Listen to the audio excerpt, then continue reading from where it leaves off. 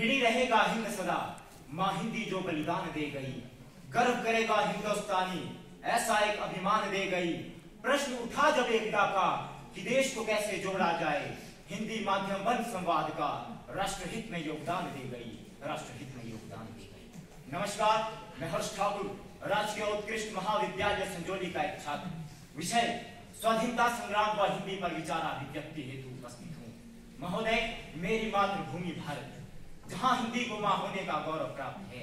माँ हिंदी ने जो इस मिट्टी के लिए किया, माँ हिंदी ने जो इस बदन के लिए किया, उसके हम चिरकाल तक ऋणी रहेंगे और जहन में हिंदी को रख बनाएंगे दैनिक संवाद की भाषा और विश्व पटल पर स्थापित करेंगे एक नया कीर्तिमान।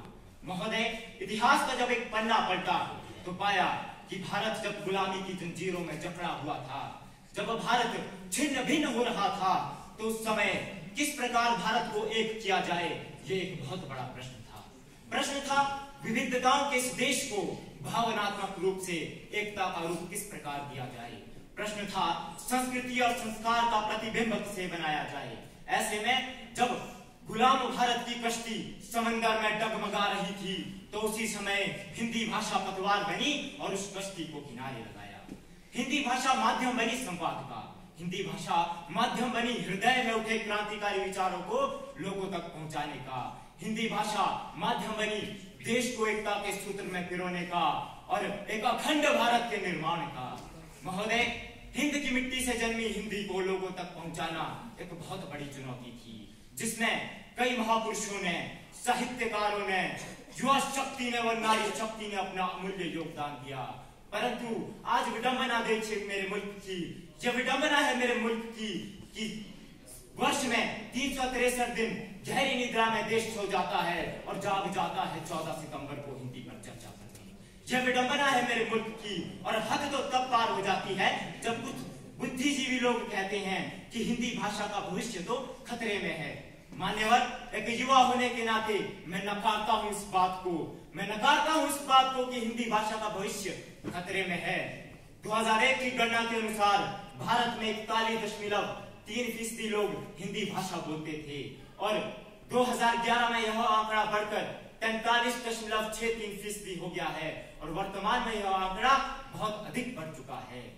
वैश्विक स्तर की बात करूं तो जर्मनी के 15 शिक्षण संस्थानों ने हिंदी भाषा को अपनाया है और 25 से अधिक पत्र पत्रिकाएं अंतरराष्ट्रीय स्तर पर हिंदी भाषा में निकलती हैं और यूएई में प्रतिवर्ष अनेकों कवि सम्मेलन होते हैं और उन कवि सम्मेलनों में श्रोताओं की बढ़ती संख्या इस बात का पुख्ता सबूत है कि हिंदी भाषा को देश में ही नहीं बल्कि विदेश में भी मोहब्बत और दुआओं से नवाजा जाता है।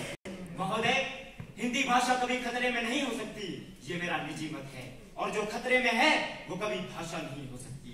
इतिहास गवाह है इस बात का कि अटल बिहारी वाजपेयी जी ने यूएनओ में अपनी बात हिंदी भाषा में रखी थी। इतिहास गवाह है इस बात का कि स्वामी विवेकानंद जी ने शिकागो में अपने विचार हिंदी भाषा में रखे थे और अपने शब्दों के बाणों से सभी को कायल कर दिया था।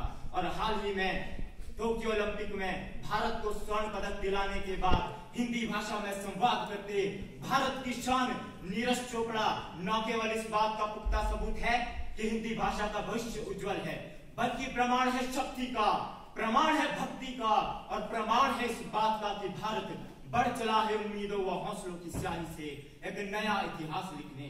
अंत में कुछ पंक्तियां कहकर मैं अपनी वाणी को विराम देना चाहूंगा कि रण यदि भाषावाद है तो रणगान है हिंदी, हम है सितारे आसमां के तो पहचान है हिंदी और विकास के इस जलजले में भूले ना हिंदुस्तानी, जिस्म अगर हिंदुस्तान तो जान है हिंदी, जान है हिंदी।